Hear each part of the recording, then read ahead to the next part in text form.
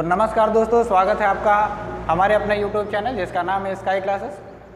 और आज हम चर्चा करने वाले हैं अपने उपयोगिता विश्लेषण पर, जिसे हम यूटिलिटी एनालिसिस के नाम से जानते हैं। देखिए, दरअसल है क्या कि बहुत से लोग इसे उपयोगिता बोलते हैं और बहुत से लोग इसे यूटिलिटी या फिर तुष्टिगुण के नाम से जानते हैं। ये सभी एक दूसरे के पर्यायवाची हैं। ठीक है, आपको ध्यान रखना है कि ये जो तुष्टिगुण है ये होता क्या है। चलिए सबसे पहले इसका मीन समझ लेते हैं, मतलब क्या है। इसका जो अर्थ है मीन ऑफ यूटिलिटी, इसे हम कुछ शब्दों में बोल सकते हैं। जैसे हमने कहा वांट सेटिस्फाइंग पावर, मात्र कुछ ही शब्दों में इसका पूरा अर्थ सिमट गया। वांट सेटिस्फाइंग पावर क्या होता है? आवश्यकता की पूर्ति करने की क्षमता। कोई भी वस्तु है, उसके अंदर की जो क्षमता है जो किसी न किसी व्यक्ति की आवश्यकता को पूर्ति कर सकती है, तो हम उसी क्षमता को क्या बोलेंगे? उपयोगिता बोलेंगे।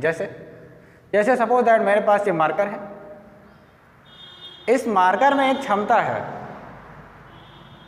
कि मेरी आवश्यकता की पूर्ति कर रही है। क्यों? क्योंकि मुझे ज़रूरत है व्हाइट बोर्ड पर लिखने की, और उसकी आवश्यकता है किसी ऐसे वस्तु की जो व्हाइट बोर्ड पर लिख सके, और वो क्वालिटी किसके अंदर है? वो इस मार्कर के अंदर है।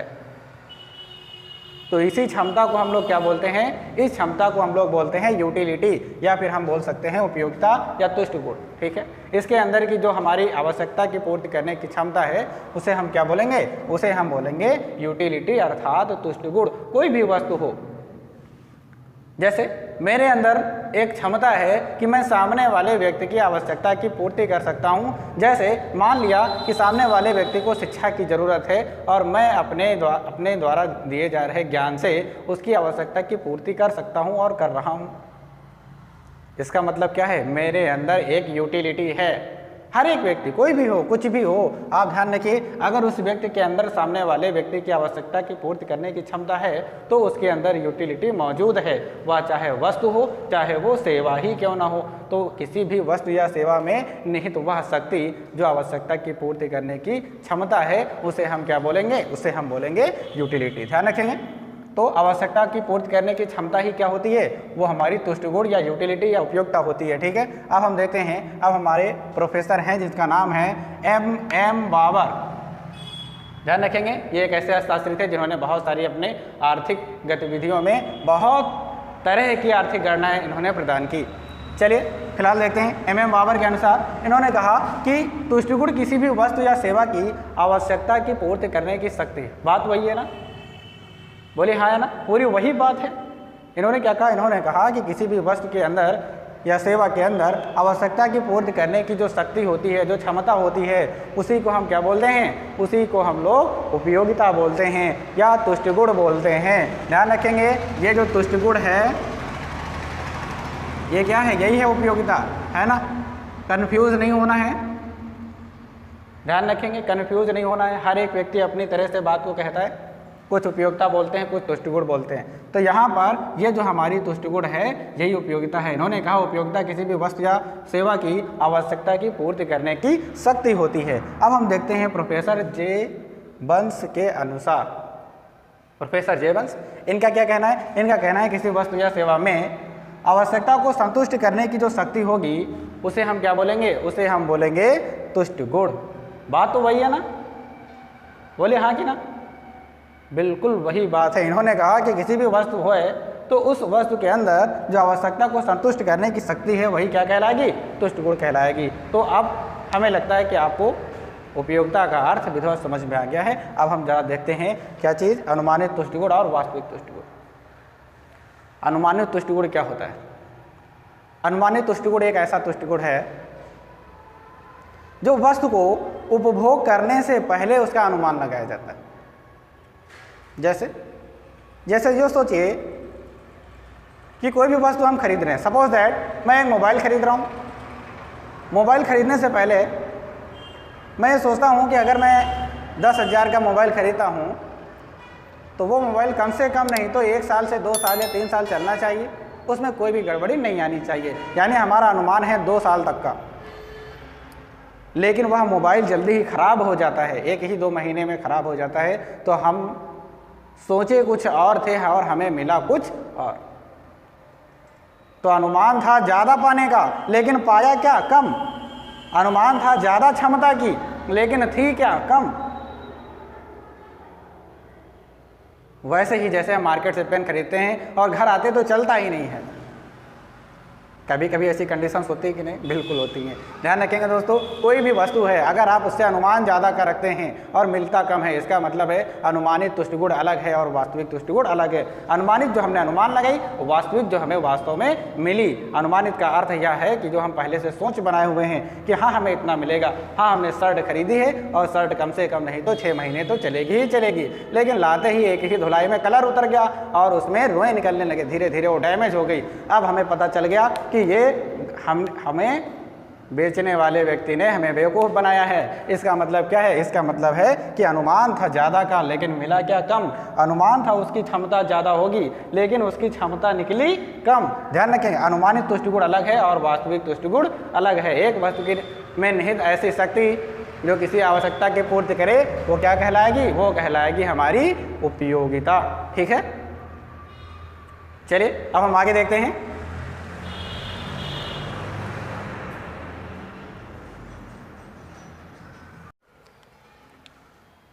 तो अब हम देखते हैं उपयोगिता के गुण,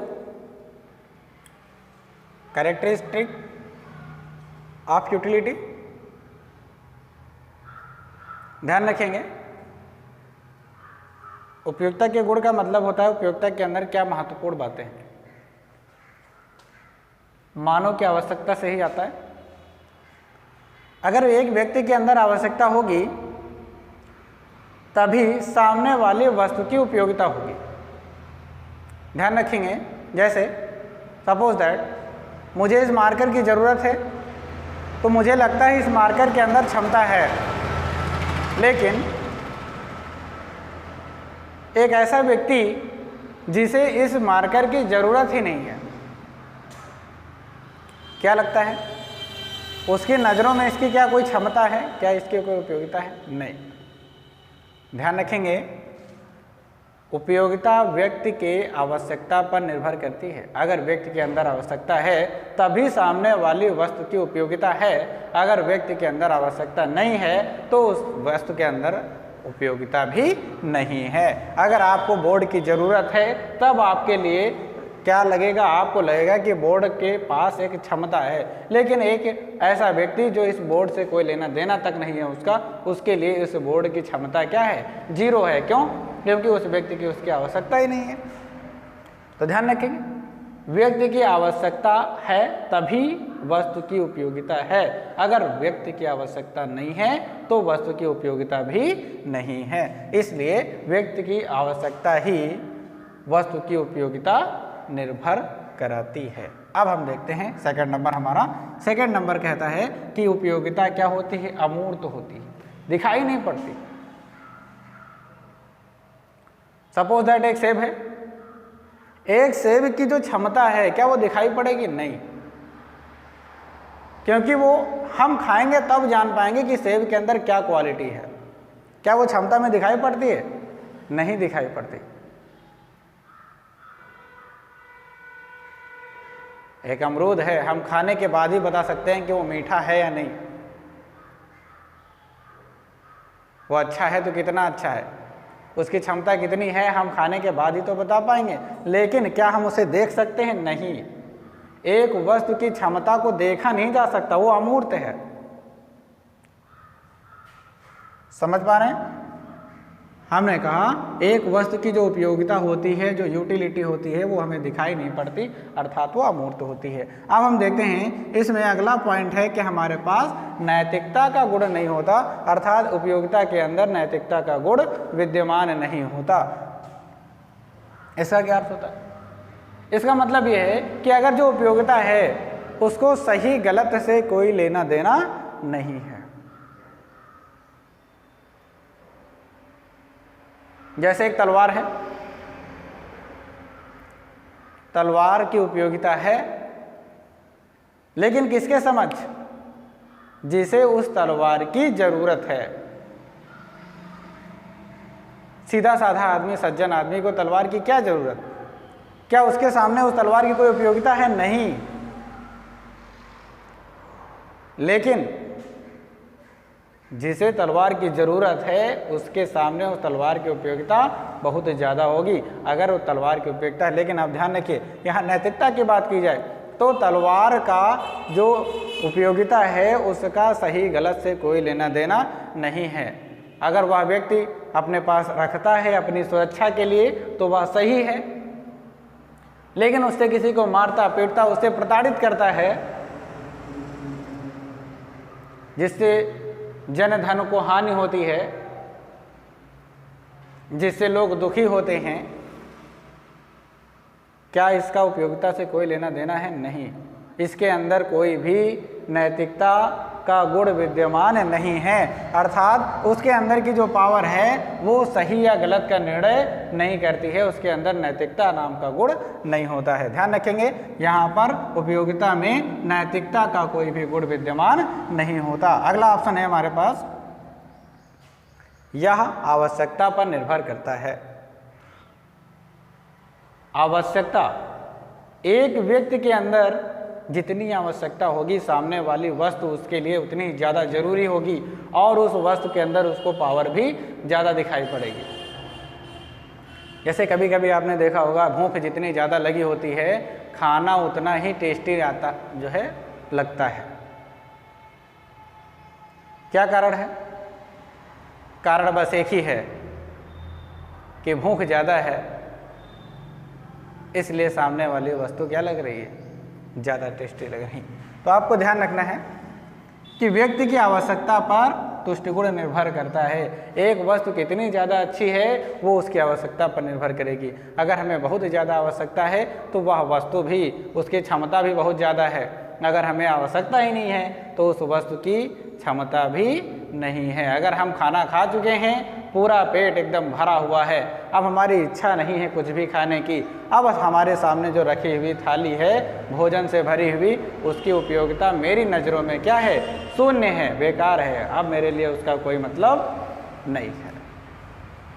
अब हम देखते हैं काइंड्स ऑफ यूटिलिटी, जो हमारी उपयोगिता है उसके विश्लेषण कितने प्रकार के होते हैं। तो ध्यान रखेंगे दोस्तों, उपयोगिता के विश्लेषण दो टाइप से दिए गए हैं। पहला विश्लेषण था गणनावाचक विश्लेषण और दूसरा विश्लेषण है क्रमवाचक विश्लेषण। गणनावाचक विश्लेषण हमारा पुराना है, जिसे हमारे प्रोफेसर अल्फ्रेड मार्शल ने दिया था, इसीलिए इसे मार्शल का उपयोगिता विश्लेषण भी कहते हैं। और क्रमवाचक विश्लेषण हमारे नए अर्थशास्त्रियों ने दिए, जिसमें प्रोफेसर हिग्स की महत्वपूर्ण भूमिका रही। चलिए अब हम गणनावाचक और क्रमवाचक को विस्तार पूर्वक समझते हैं, तब तक नोट कर लीजिए।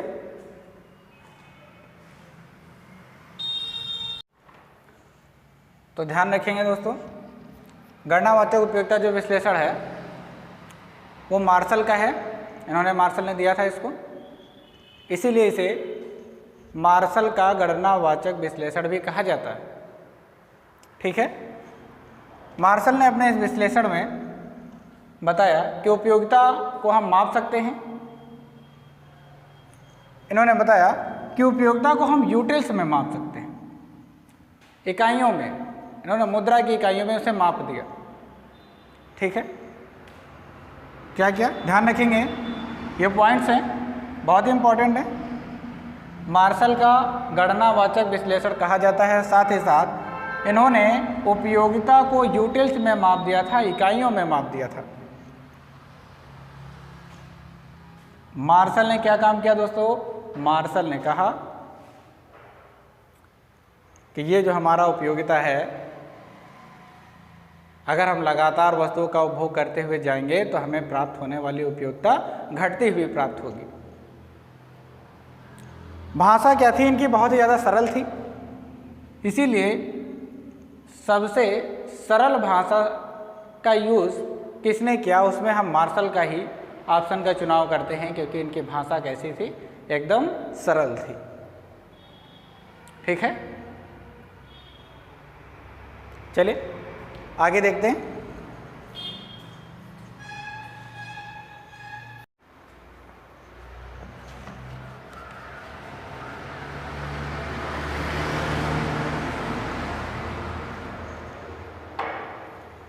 तो चलिए अब हम गणनावाचक विश्लेषण के अनुसार उपयोगिता के काइंड्स देख लेते हैं, प्रकार। सबसे पहले होता है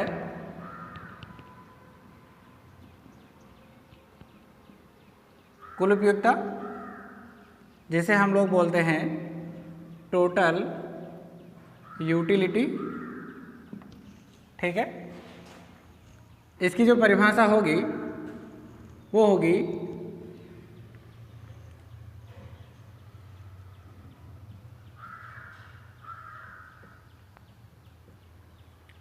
सीमांत उपयोगिता का योग ही कुल उपयोगिता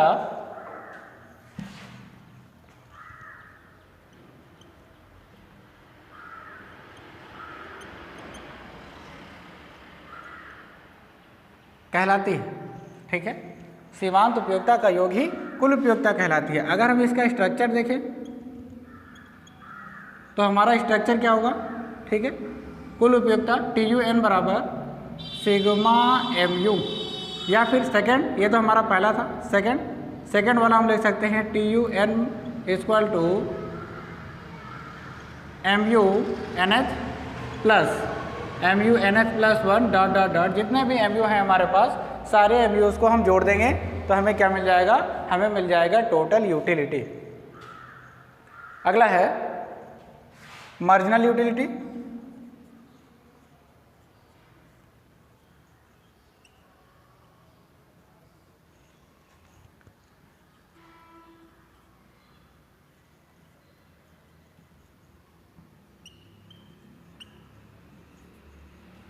मार्जिनल यूटिलिटी की डेफिनेशन लिख लीजिए।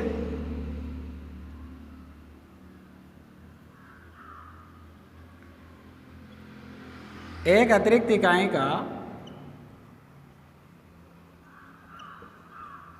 उपभोग करने पर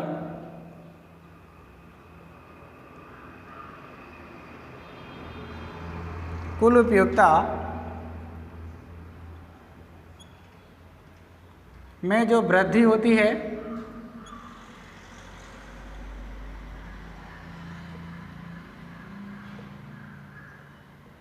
सीमांत उपयोगिता कहलाती है। एक अतिरिक्त इकाई का उपभोग करने पर कुल उपयोगिता में जो वृद्धि होगी वो क्या कहलाएगी? वो कहलाएगी सीमांत उपयोगिता। ठीक है, स्ट्रक्चर इसका नोट करेंगे। स्ट्रक्चर जो होता है इसका, अगर हमें सीमांत उपयोगिता ज्ञात करनी है MUN equal to TUNH minus TUNH minus 1। MU निकालने के लिए TUNH में से TUNH माइनस 1 को माइनस करना पड़ेगा। क्यों? क्योंकि जो सारी इकाइयाँ हैं वो टोटल यूटिलिटी में जुड़ी हुई हैं। ठीक है, नोट कर लें।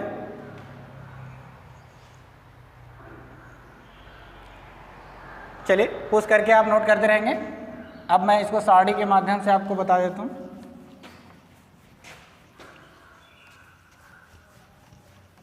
ठीक है,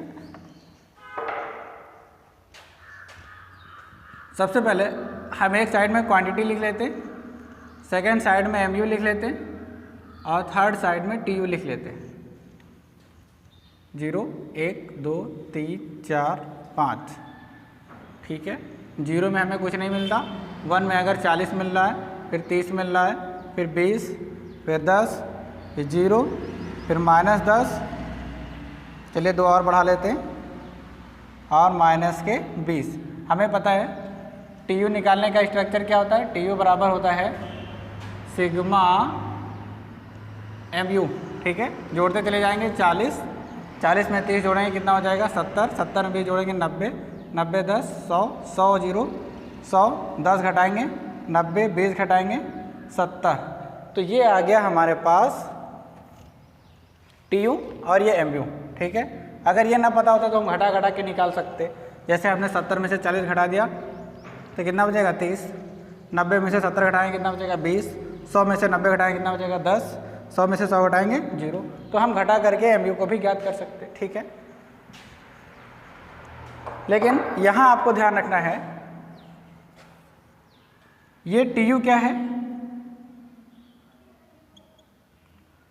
अधिकतम। कब है? जब mu क्या है, शून्य। जब mu शून्य होता है तो tu क्या होता है, अधिकतम होता है। और ध्यान रखेंगे यहाँ से यहाँ तक ये क्या है, धनात्मक। ये धनात्मक हैं तो ये क्या हो रहे हैं, बढ़ रहे हैं। ठीक है। जब ये ऋणात्मक होते हैं तो ये क्या होते हैं, घटते हैं। ध्यान रखें, जब ये धनात्मक होंगे तो ये बढ़ेंगे, जब ये शून्य होंगे तो ये अधिकतम होंगे, जब ये माइनस में होंगे, ऋणात्मक होंगे तो ये क्या करेंगे, ये घटना प्रारंभ कर देंगे। अब हम इसका वक्र देख लेते हैं। 1 2 3 4 5 6 7 x y 10 20 0 1 2 3 4 5 6 7 8 9 10।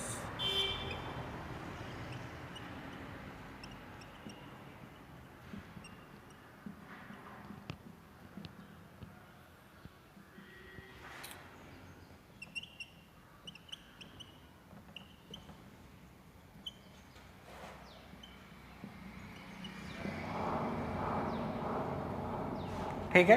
एक साइड में मैंने एक्स अक्ष को रखा है, एक्स अक्ष पर क्या है, इकाइयाँ हैं, वाई अक्ष पर क्या है, एम यू और टी यू है।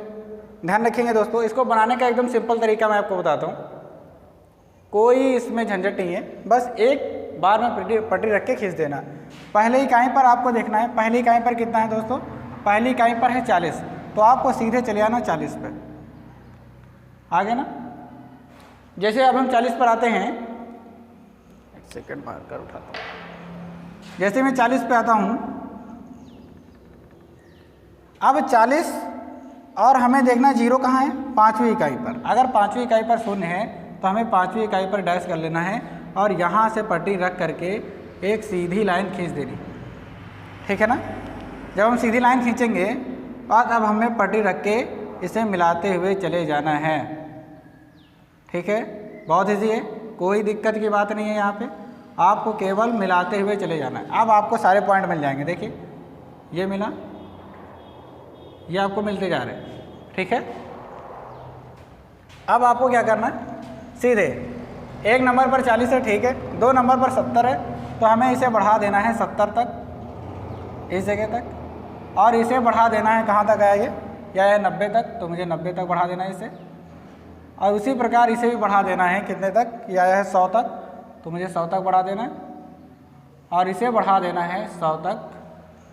फिर मुझे 90 और 70 लाना है, तो मैंने इसे बढ़ा दिया 90 तक, राइट, और इसे बढ़ा दिया 70 तक। ठीक है,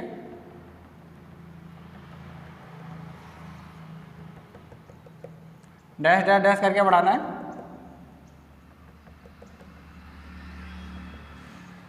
ठीक, अब आपको इसे टैली करते हुए चले जाना है।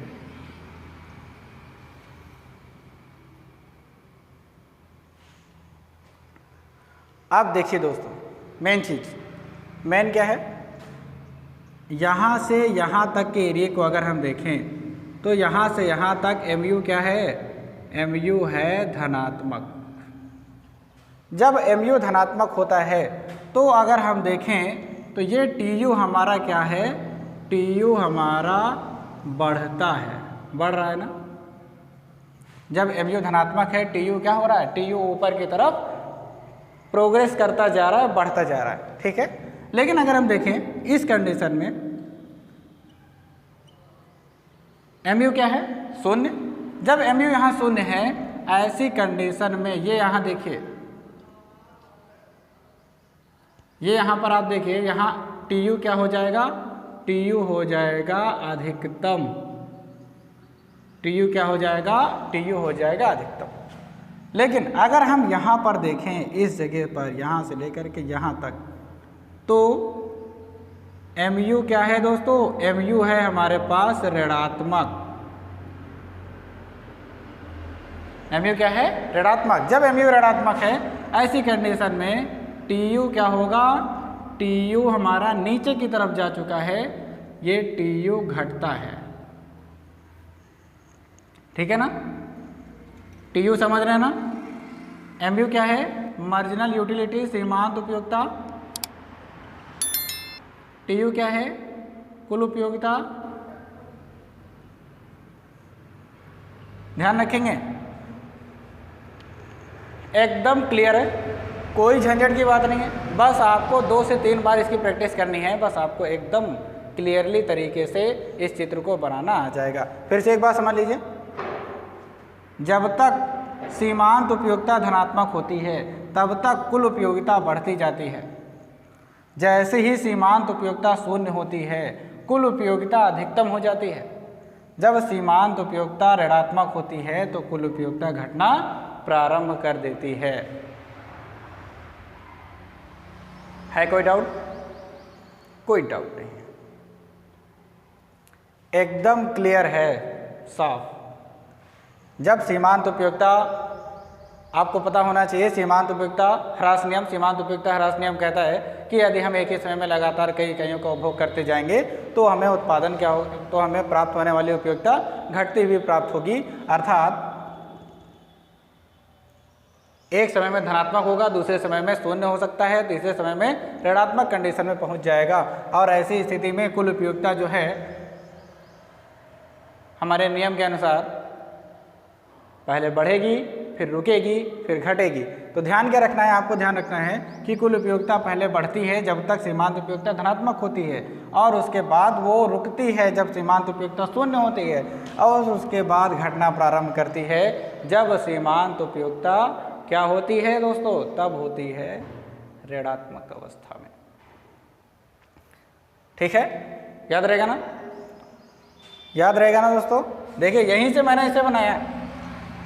आप ध्यान रखेंगे, प्रश्न आता है कभी कभी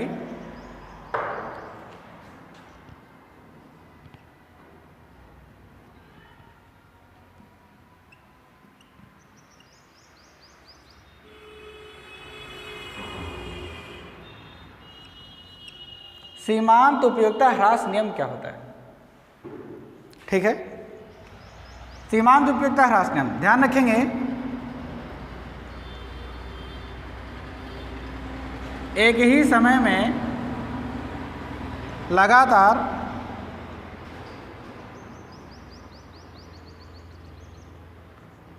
समान वस्तुओं का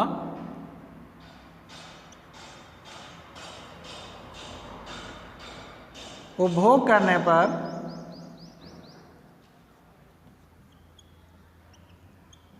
प्राप्त होने वाली उपयोगिता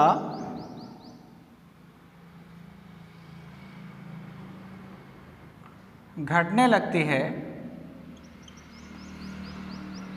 जिसे सीमांत उपयोगिता ह्रास नियम कहते हैं। ठीक है, एक ही समय में जब हम लगातार किसी वस्तु का उपभोग करते जाएंगे तो उस वस्तु से मिलने वाली जो उपयोगिता है वो क्या हो जाएगी? वो कम होने लगेगी। और यदि वो कम हो रही है तो इसका मतलब है कि सीमांत उपयोगिता क्या हो रही है? घटती जा रही है। ठीक है, एक सेकंड, तो ध्यान रखेंगे कि सीमांत उपयोगिता जो है लगातार घटती हुई प्राप्त होती है, जिसे हम घटते प्रतिफल का नियम भी बोलते हैं या फिर सीमांत उपयोगिता ह्रास नियम के नाम से जानते हैं। ध्यान रखेंगे, एक ही समय में लगातार यदि हम कई वस्तुओं का, वो भी समान वस्तुएं होनी चाहिए, लगातार उपभोग करते जा रहे हैं तो प्राप्त होने वाली उपयोगिता कैसी होगी? घटती हुई, जिसे हम सीमांत उपयोगिता ह्रास नियम कहेंगे। चित्र आपका सामने बना है, ये रहा सीमांत उपयोगिता, और कैसी है? घटती हुई नीचे की तरफ। इसका ढाल कैसा है? ऋणात्मक है, नीचे की तरफ गिरता हुआ ढाल है। ध्यान रहेगा। अगर आपको फॉर एग्जाम्पल तय करना है तो एग्जाम्पल में याद रखिएगा, यदि हम 4-5 रोटियां हैं हमारे पास, लगातार उपभोग करते जा रहे हैं, पहली रोटी को खाएंगे बहुत ज़्यादा अच्छा लगेगा, दूसरी रोटी को खाएंगे कम अच्छा लगेगा, तीसरी रोटी को खाएंगे और कम अच्छा लगेगा, और जब हम और चौथी रोटी को खाएंगे तो हमारा पेट भर चुका होगा, अब हमें ना तो अच्छा लगेगा ना तो बुरा लगेगा। लेकिन जब हम 5वीं रोटी को खाते हैं तो क्या होता है? ज़बरदस्ती दिक्कत होती ना, कष्ट होता है ना, हानि होती है। छठी रोटी को खाएंगे तो बहुत ज़्यादा हानि होगी। तो ध्यान रखिएगा, हम जैसे जैसे उपभोग करते जाते हैं, वस्तु एक जैसी होनी चाहिए, जैसे जैसे उपभोग करते जाते हैं प्राप्त होने वाली उपयोगिता क्या होती है, वो हमें घटती हुई प्राप्त होती है। हाँ, वस्तु ना बदले, वस्तु बदल जाएगी तब ये नियम काम नहीं करेगा।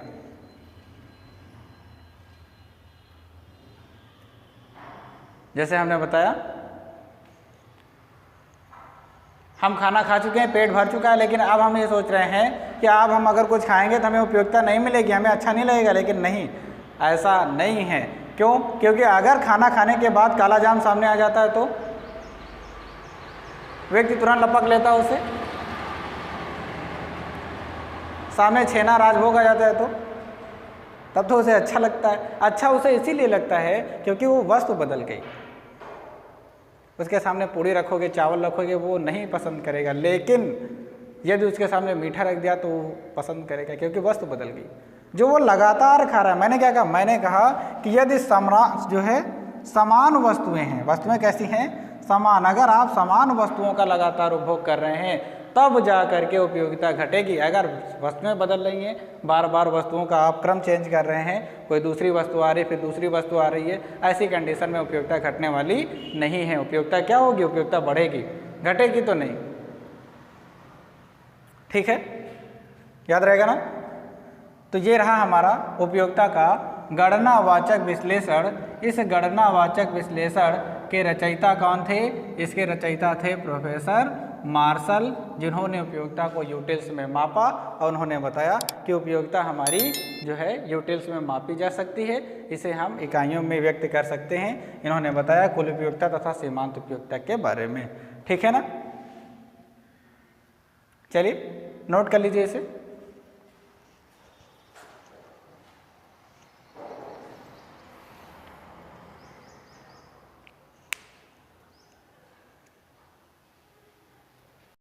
तो ध्यान रखेंगे दोस्तों, क्रमवाचक उपयोगिता विश्लेषण गणनावाचक उपयोगिता विश्लेषण के तुरंत बाद आता है।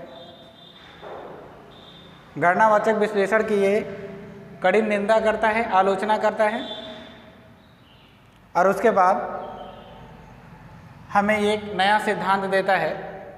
ये हमें ये बताता है कि हम उपयोगिता को यूटिल्स में नहीं नाप सकते।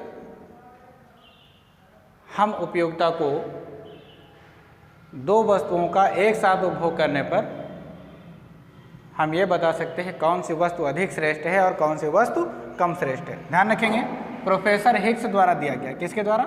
प्रोफेसर हिग्स द्वारा।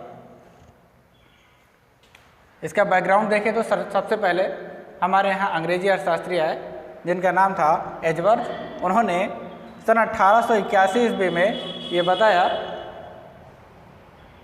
कि उपयोगिता को दो वस्तुओं में तुलना करने पर अनुमान लगाया जा सकता है, और इस सिद्धांत को विकसित करने का काम किसका था? पैरेटो का। ध्यान रखिएगा दोस्तों, इस विचार को सबसे पहले अगर किसी ने वैज्ञानिक रूप दिया है, वैज्ञानिक रूप जानते ना नियम से, वैज्ञानिक रूप देने का काम अगर किया है सन 1934 ईस्वी में, वो थे हमारे प्रोफेसर हिग्स। इसीलिए इन्हें क्या कहा जाता है? इन्हें कहा जाता है कि ये तटस्थता वक्र के जन्मदाता हैं, अर्थात यही हैं जिन्होंने इस वक्र के बारे में सबसे पहले बताया, अर्थात वैज्ञानिक रूप दिया। इन्होंने अपने लेख में a reconsideration of the theory of value, इसमें इन्होंने, इनका लेख था, इसमें इन्होंने बताया कि अगर उपयोगिता को मापना है तो आपको दो वस्तुओं का उपभोग करना पड़ेगा, वो भी समान हो, एक ही समय में हो, जिससे हम उनके बीच में तुलना कर पाएँ कि कौन सी वस्तु कम श्रेष्ठ है और कौन सी वस्तु ज़्यादा श्रेष्ठ है। ध्यान रखेंगे, मेन बात क्या है? मेन चीज़ ये है कि इन लोगों ने गणनावाचक दृष्टिकोण की आलोचना की, उसके बाद अपना नया सिद्धांत प्रस्तुत किया। तो नए सिद्धांत के लिए पुराने सिद्धांत को आलोचित किया गया। ठीक है, नोट कर लें इसे।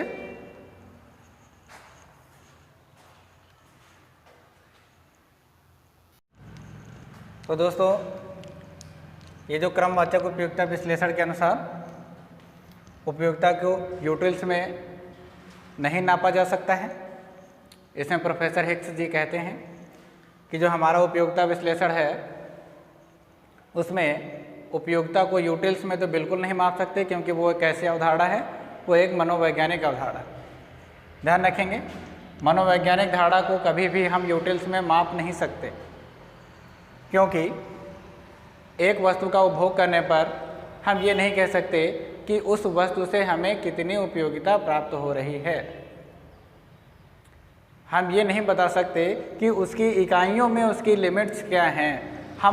यदि हम दो वस्तुओं का उपभोग करें तो हम ये कह सकते हैं कि पहली वस्तु दूसरी से ज़्यादा श्रेष्ठ है। तो क्रमवाचक उपयोगिता विश्लेषण हमें बताता है कि दो वस्तुओं का एक समान होनी चाहिए और एक साथ होनी चाहिए। अगर हम उनका उपभोग करते हैं तो हमारा मिलने वाला जो उपयोगिता होगी उससे हम ये प्राप्त कर पाएंगे कि कौन सी वस्तु ज़्यादा श्रेष्ठ है और कौन सी वस्तु कम श्रेष्ठ है। ध्यान रखेंगे, तुलना करने पर अनुमान लगाया जा सकता है। किस आधार पर? तुलना करने पर। और कौन सी वस्तु श्रेष्ठ है या नहीं, हम इस चीज़ का अनुमान लगाएंगे। तो ध्यान रखेंगे, क्रमवाचक उपयोगिता विश्लेषण किसने दिया था? प्रोफेसर हिग्स ने। उन्होंने बताया कि उपयोगिता को माप सकते हैं, किंतु हम 2-3 वस्तुओं का जब एक ही समय में लगातार उपभोग करेंगे तब हम यह अनुमान लगा पाएंगे कि कौन सी वस्तु कम श्रेष्ठ है और कौन सी वस्तु अधिक श्रेष्ठ है। तो ध्यान रखेंगे, क्रमवाचक दृष्टिकोण हिग्स ने दिया था, गणनावाचक दृष्टिकोण पुराना है, मार्शल ने दिया था। उसको मार्शल का बोलते हैं और इसे हम हिग्स का दृष्टिकोण कहते हैं। ध्यान रखेंगे, इसमें पुराने वाले जो हमारे अर्थशास्त्री थे उन्होंने गणनावाचक दिया और गणनावाचक में बताया कि उसे हम यूटिल्स में माप सकते हैं, जबकि नए वाले अर्थशास्त्रियों ने बताया कि हम इसे यूटिल्स में नहीं नाप सकते, बल्कि हम इसे तुलना करके हम एक दूसरे से कंपैरिजन कर सकते हैं और हम ये बता सकते हैं कौन सी वस्तु ज़्यादा श्रेष्ठ है और कौन सी वस्तु कम श्रेष्ठ है। ठीक है, तो आज के लिए बस इतना ही। तो ध्यान रखिएगा दोस्तों, अगर आपको और वीडियोज़ चाहिए, जैसे मैंने परिवर्ती अनुपात का नियम बना रखा है, जो लोगों ने नहीं देखा है वो डिस्क्रिप्शन बॉक्स में मैंने लिंक दे रखी है, आप वहां से जा कर के देख सकते हैं। और अधिक वीडियोस पाने के लिए आपको चैनल को सब्सक्राइब भी करना होगा। साथ ही साथ आपको ध्यान रखना है कि अगर आपके मन में कोई भी प्रश्न है जिसका आप जवाब चाहते हैं या आपके मन में कोई डाउट है तो आप मेरे कमेंट सेक्शन में उस क्वेश्चन को डाल सकते हैं, मैं आपका उत्तर अगले वाले सेशन में दूंगा। ठीक है, ध्यान रखिएगा।